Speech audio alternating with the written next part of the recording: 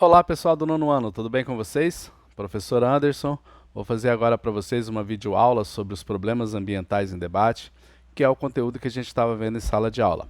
Mas antes de nós começarmos essa videoaula, antes de a gente começar a falar em conteúdo, eu queria fazer uma oração com vocês para a gente relembrar aí, né, as primeiras aulas. A gente sempre faz uma meditação, uma oração, e eu tô com muita saudade, né, de fazer isso com vocês e gostaria de fazer agora, né, fazer essa uma oração. Então gostaria que você que estiver assistindo esse vídeo, você feche seus olhos um minutinho, vamos falar com Deus, que isso é bom para a gente começar uma aula aí, para ser legal para todo mundo. Vamos lá? Senhor Deus, muito obrigado por mais um dia de vida, por estar aqui, por estarmos em busca de conhecimento, que o Senhor possa nos abençoar durante esse dia, que o Senhor possa derramar suas bênçãos sobre cada um de nós. Que o Senhor proteja os nossos familiares que estão em casa ou no trabalho, que o Senhor os guie e os guarde, em nome de Jesus. Amém. Bom, então vamos começar a falar aí dos problemas ambientais, debater um pouquinho sobre isso aí. Saudade daquela aula que sempre gera muitas perguntas, muitos debates, mas as dúvidas que vocês tiverem, eu estou disponível aí para tirar as dúvidas de vocês aí pelo WhatsApp, se vocês quiserem, a gente faz até uma videoconferência aí para debater um pouquinho sobre esse assunto, né? Que todos possam ficar aí reclusos em casa até passar esse pior aí dessa doença, até que acabe tudo isso aí. Então, falando um pouquinho dos problemas ambientais, primeiro a gente tem que discutir sobre o meio ambiente, né, pessoal? A ideia do que é o meio ambiente. Meio ambiente, será que é só paisagem bonita? Será que são só árvores, cachoeiras, rios? Muita gente tem essa ideia de que meio ambiente são coisas naturais. E muito pelo contrário, meio ambiente é qualquer lugar que a gente vive, qualquer lugar que a gente esteja. O homem transforma, né? O homem transforma e tudo aquilo. A sala de aula é o meio ambiente, a sua casa é o meio ambiente. Então, quando a gente fala em debater sobre o meio ambiente, a gente não está falando exclusivamente de, de coisas naturais. A gente pode estar falando aí, né, de tudo que tiver ao nosso redor. Então, os problemas desse meio ambiente, os problemas aí que ocasionam é, é, desgaste, estragos no meio ambiente, um dos principais deles são os problemas atmosféricos, né? O livro traz aqui para gente, ó, problemas atmosféricos. São poluição que a gente joga aí na atmosfera, joga no ar, joga para cima. E joga de que forma? Através da queima de combustíveis fósseis, né? Fósseis pela indústria ou até mesmo pelo automóvel do papai, da mamãe que anda aí, ele está queimando combustível, ele está jogando poluente na atmosfera. E tudo isso a gente vai perceber que ele vai causar um estrago, ele vai ter um dano aí, né, uma coisa prejudicial para o nosso meio ambiente. Então vamos falar um pouquinho disso aí. E o livro traz para nós aí a chuva ácida, né? A chuva ácida é o primeiro aí dos problemas atmosféricos trazidos pelo livro. A chuva ácida, o que que é? Vocês ainda lembram? Nós discutimos em sala de aula.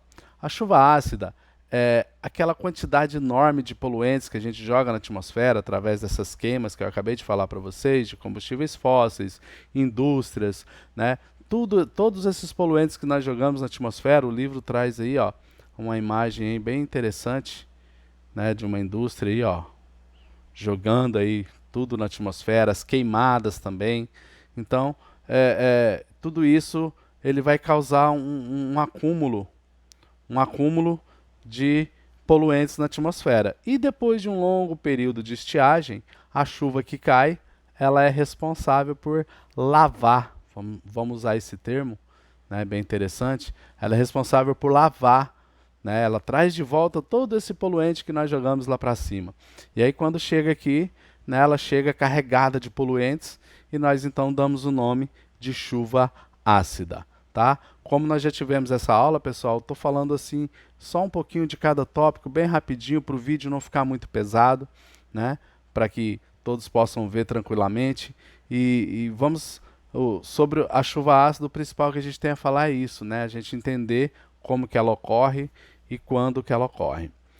O efeito estufa, também conhecido como aquecimento global. Eu dei um exemplo para vocês em sala de aula da estufa da lanchonete da Neire aí do lado, né? Onde vende salgado. Os salgados ficam dentro de uma estufa. Por que que eles ficam naquela estufa? Com o intuito de manterem aquecidos, né? Então eles ficam aquecidos por mais tempo ali quando estão ali dentro. Então esse efeito estufa são essas camadas de gases e também de poluentes, né, que mantêm o calor por mais tempo aqui próximo à superfície. E quando isso é natural, é ótimo, é preciso, é necessário ter, né, manter esse calor. Não pode dissipar o calor rapidamente, senão também prejudicaria a vida na Terra.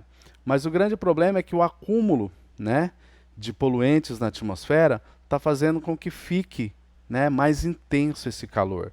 Por isso que a gente chama de aquecimento global. Esses poluentes eles seguram o calor por mais tempo aqui e isso ele se torna prejudicial para nós, tá? Então isso é o efeito estufa. Inversão térmica, também discutido em sala de aula.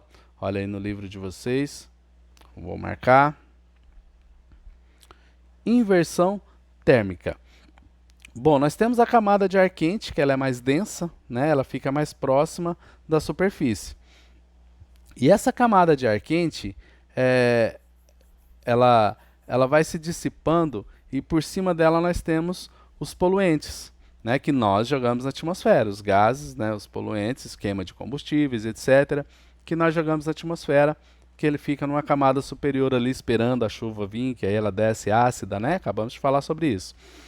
Esses poluentes ficam na atmosfera e, de repente, ele é bloqueado por uma massa de ar fria.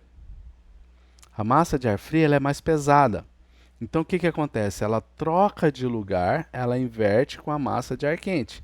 Só que, ao descer, ela traz junto com ela os poluentes, né? Então, não é uma coisa muito boa para a saúde humana. Vou dar um exemplo para vocês.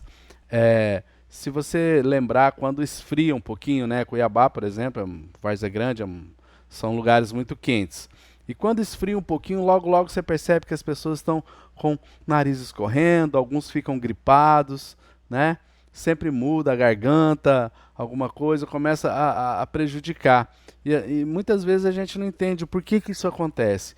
Como houve essa mudança de temperatura, quando a massa de ar frio desceu e a massa de ar quente subiu, ela está pressionando sobre a superfície os poluentes, né? Ela desce trazendo esses poluentes para mais perto da superfície, fica mais em contato com a gente.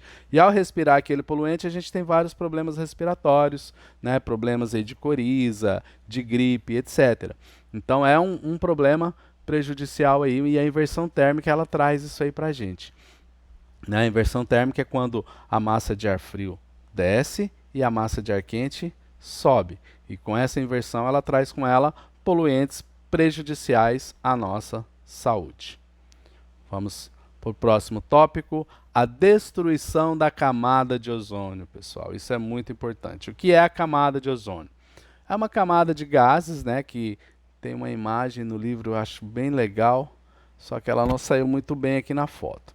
Mas vocês veem aqui, ó, nessa parte aqui nós temos uma imagem aí que ela dá aí como se fosse, né, aquela proteção da Terra, ela protege a Terra ali para que ela não fique, para que ela não receba a incidência muito grande, ela filtra os raios solares que chegam até na Terra.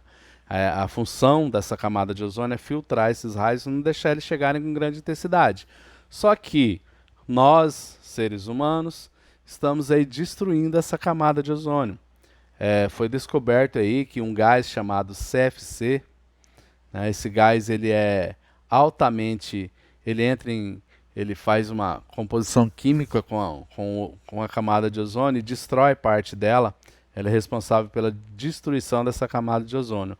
É o clorofluorcarbono, né? Clorofluorcarbono, chamado CFC, ele é muito utilizado em geladeiras, ar-condicionado, sprays de desodorantes, né? É um gás aí que ele é muito prejudicial para essa camada. E ele destruindo essa camada de ozônio, o que vai acontecer, galerinha?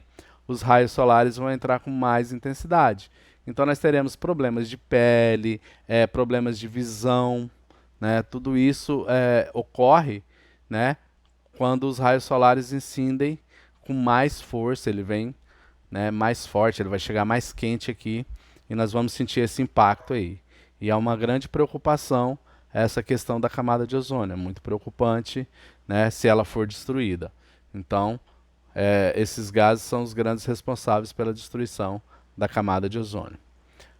Vamos falar um pouquinho do ambiente, né? O ambiente, vamos debater um pouquinho sobre o ambiente. É aquilo que eu disse para vocês no começo. Meio ambiente não é só coisas naturais, tá, galerinha? Vamos tirar isso de ideia.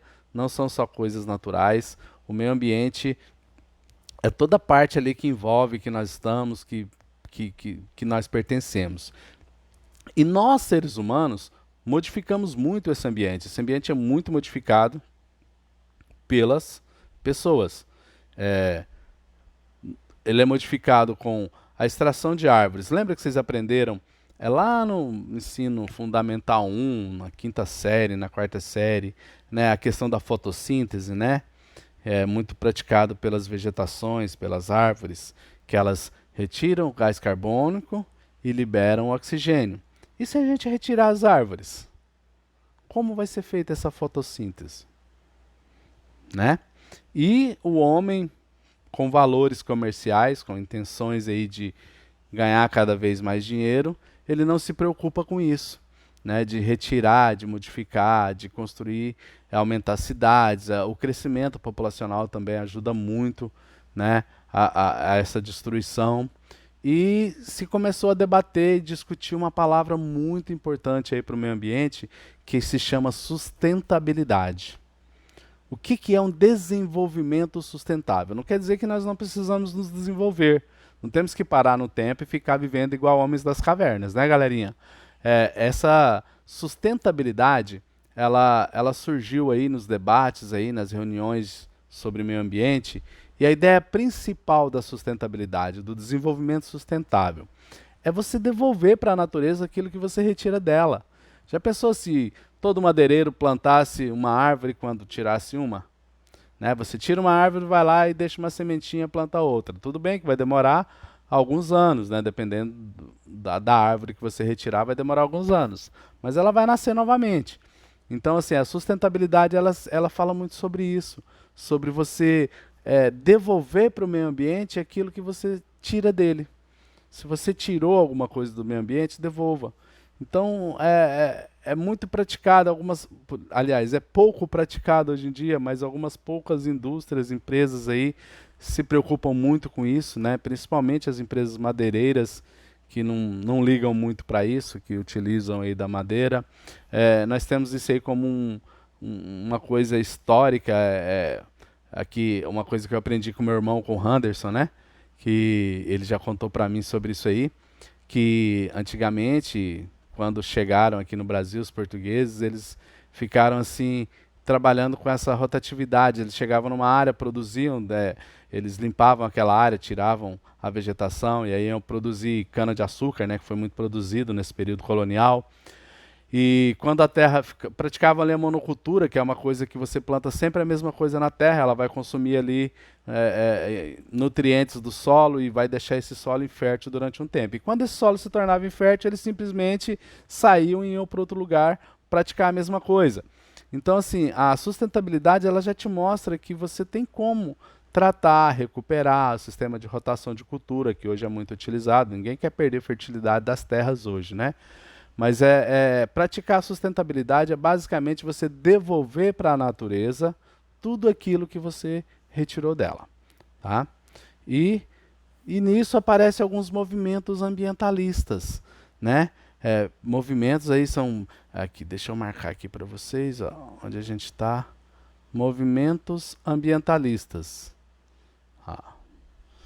Então, são movimentos, pessoas, grupos de pessoas que começaram a sentir essa necessidade. Fala, peraí, a gente tem que fazer alguma coisa contra isso. E o grande vilão, né? O grande vilão, assim, o grande mal que causa essa destruição toda, que não se preocupa muito, é o capitalismo, né? Aquele capitalismo consumista mesmo, aquela coisa que as pessoas têm que produzir, ganhar, ganhar, ganhar, sem se importarem muito com o meio ambiente. Né? As pessoas, às vezes, nessa fome capitalista, eles se esquecem um pouquinho das gerações futuras, né, gente? Porque quem vai sofrer com isso são as futuras gerações aí que estão vindo depois da gente. Então, um desses movimentos que se destacaram, né, nesses movimentos o livro fala de dois, da contracultura e das ONGs, que são as organizações não governamentais.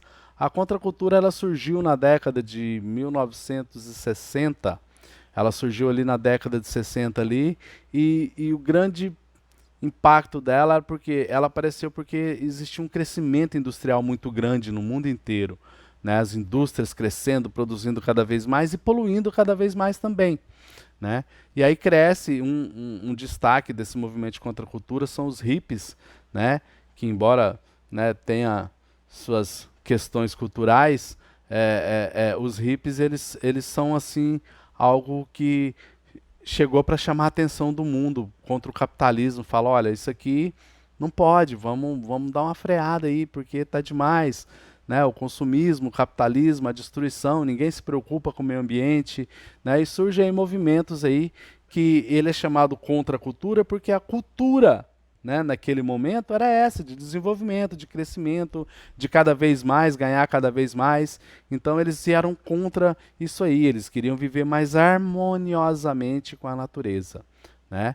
Isso aí é um exemplo de movimento de contracultura. E aí nós tivemos as organizações não governamentais, as famosas ONGs. Né? Dentre elas tem a WWF, a Greenpeace, né? Que são organizações que não recebem. Por que elas são chamadas de ONG, não governamentais? Porque elas não recebem ordens, né, do governo, não tem patrocínios de governos ali, porque o governo ele quer arrecadar, ele quer ganhar, ele quer ter cada vez mais e não se preocupa também muito nessa questão ambiental. Então as ONGs surgem aí, né, justamente para defender, para combater isso aí. O Greenpeace aí surgiu em 1971, né, e é um grupo muito forte mundialmente até hoje, né, no combate aí à destruição ambiental. E temos a WWF, deixa eu ver se eu tirei foto dela aqui. Não, mas ela está no livro aí, se você virar a página, você vai ver na sequência aí. Também o livro fala detalhadamente dessas duas ONGs aí. Você sabendo que ONG é uma organização não governamental, que não tem vínculo com o governo de país nenhum, né, e que o principal objetivo dessas ONGs aí é preservar o meio ambiente. E surgem também os tratados internacionais. Um tratado internacional é um acordo feito entre dois ou mais países, por isso que ele é internacional. Então, esses acordos aí, esses tratados, eles servem muito para ajudar, né, nessa questão ambiental. Então a gente percebe que o mundo começou a pensar, peraí, a gente está destruindo o planeta, né? A gente precisa mudar isso. E vamos fazer alguns acordos. E surgiram vários acordos aí. Entre eles, eu posso citar para vocês, o livro de vocês tem um quadro aí com quase 10 aí, ou mais de 10 tratados aí. Mas o livro também destaca um, que é o Protocolo de Kyoto. Né? Um acordo assinado no Japão, entre vários países do mundo, onde eles chegam ali, isso foi em 1997, né? Que surge então o crédito de carbono, né? Em 1997 se cria o crédito de carbono, né? Que tem a quantidade de toneladas lá que você lançasse de CO2, que é um poluente na atmosfera, né? Você deveria pagar aí para outro país aí, países que, principalmente países periféricos, países pobres, que mantenham aí as suas florestas, que mantenham as suas áreas naturais, para que ela possa ali, né, absorver, né? É tipo como se você estivesse comprando o direito de poluir, é uma coisa assim, o crédito de carbono é uma coisa bem tosca, vamos dizer assim, porque são os países ricos que compram o direito de poluir, porque os países que não são altamente industrializados, os países mais pobres, eles mantêm a sua área natural ali, a sua área vegetal, para que não soframos muito com essa poluição. Então, o crédito de carbono, lembrando, ele surgiu aí em 1997, né? E ele serve justamente para isso, para você comprar o direito de poluir. Os países mais ricos, né, eles compram isso aí. E o protocolo de Kyoto também, ele dizia que as indústrias, os países eram obrigados a reduzir 5,2% da emissão de CO2, né, na atmosfera. E aí os países assinaram, as fábricas tiveram que se adequar, e é lógico, pessoal, que para reduzir 5,2% da emissão de CO2, você tem que reduzir também um pouco da sua produção industrial. Adivinha qual país falou: eu não assino o protocolo de Kyoto, eu não quero participar, porque eu não vou reduzir a minha produção industrial. Muito pelo contrário, né? Eu penso sempre em aumentar, né, a minha produção. Exatamente os Estados Unidos da América.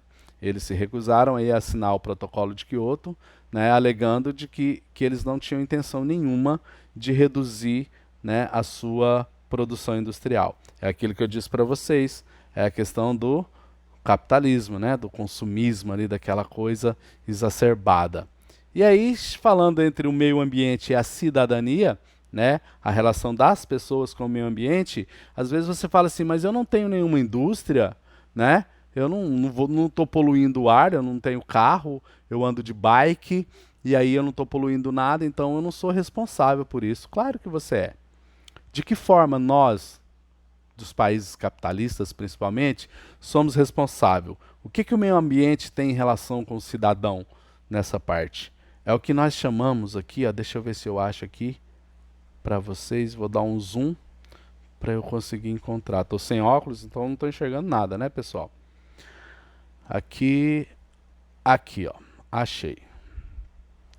Isso aqui, ó. É preciso a gente saber diferenciar o consumidor do consumista, né? E essa é a relação do cidadão com o meio ambiente. Qual é a diferença do consumidor para o consumista? O consumidor é aquele que pega os produtos, que utiliza os produtos que são necessários para a sua sobrevivência. Já o consumista é aquele que compra coisas supérfluas, né, totalmente desnecessárias aí para a sua sobrevivência. Vou dar um exemplo aqui para vocês rapidinho, porque senão o vídeo vai ficar muito longo. Por que vocês acham que todo ano lança um modelo novo de celular no mercado? Todo ano as indústrias automobilísticas aí mudam o modelo do seu carro, mesmo que seja o mesmo motor, o mesmo chassi, a mesma lata, mas ele muda ali o farol, uma lanterninha, muda o desenho. E por que isso acontece? Para estimular o consumismo, para as pessoas consumirem. Eu conheço pessoas que trocam de carro todo ano. Todo ano. Ele tem um carro 2020 hoje, o ano que vem ele quer o modelo 2021, sabe? E será que tem realmente necessidade disso? Vamos pensar um pouquinho? Então essa é a grande diferença. Para se produzir um carro, é uma indústria que vai jogar poluentes na atmosfera e causar todos aqueles problemas que ocorrem da chuva ácida, vai afetar a camada de ozônio, vai provocar o aquecimento global. Entenderam agora, pessoal? Espero que, né, esses exemplos assim meio loucos que eu dou para vocês aí, eu faço isso em aula também, vocês devem lembrar, é para vocês entenderem, né, para trazer para a realidade de vocês essa questão aí da diferença entre consumidor e consumismo. Consumidor é aquele que ele pega somente o que ele vai usar mesmo, que é essencial para a sua sobrevivência. O que não é essencial para a sua sobrevivência se torna supérfluo. Se é supérfluo, você então passa a ser um consumista. Ok, pessoal? Não se esqueçam, tem 10 atividades aí, 10 questões na plataforma. Muitas pessoas estão me perguntando aí se, professor, eu preciso copiar no caderno essas questões ou eu posso só respondê-las lá? Bom, é para responder na plataforma, pessoal, porque eu vou corrigir, a plataforma notifica para mim quem está fazendo, o tempo que você demorou para fazer, né? O tempo que você ficou com a tela aberta. Então, é para fazer na plataforma. Só que é interessante você ter isso aí com você. São 10 questões agora, hoje, na terça-feira, que eu estou mandando para vocês, e serão mais 10 na quinta-feira. Então, logo vocês terão 20 questões. Lembra 20 questões? Final de bimestre, hashtag fica a dica, tá bom? Grande abraço para vocês aí, espero que estejam todos bem, estou morrendo de saudade, louco para ver a carinha de cada um. Essa é uma aula, esse tema dessa aula é um tema que geraria muitas perguntas, muitas discussões, mas como eu disse, eu estou aqui disposto a responder todos aí pelas redes sociais, pelo WhatsApp, Facebook, sinal de fumaça, o que tiver lá vocês mandam para mim. A gente pode fazer até uma conferência aí por vídeo, né? Várias pessoas estiverem com dúvida, para a gente matar a saudade e discutir um pouquinho aí sobre a aula. Tá ok? Grande abraço para vocês, sucesso para todos.